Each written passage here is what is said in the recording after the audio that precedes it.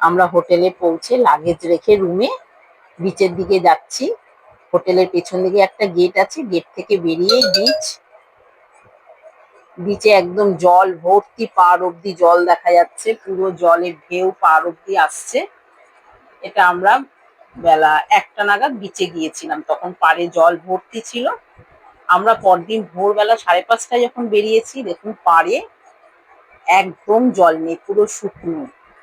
ওই দূরে সমুদ্রের ঢেউ দেখা যাচ্ছে, দেখুন একদম শুকনো। সিঁড়ি দিয়ে নেবে আমরা ওই সমুদ্রের ঢেউয়ের কাছে হেঁটে হেঁটে যাচ্ছি।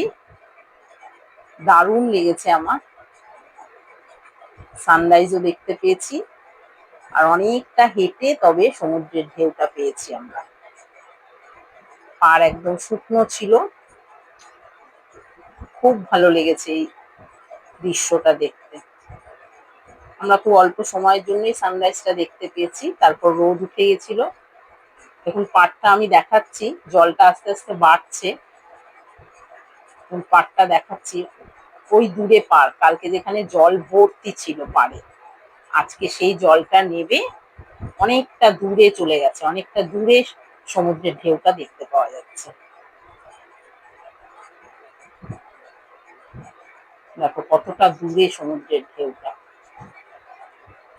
ভীষণ সুন্দর লাগছিল দেখতে এই দৃশ্য।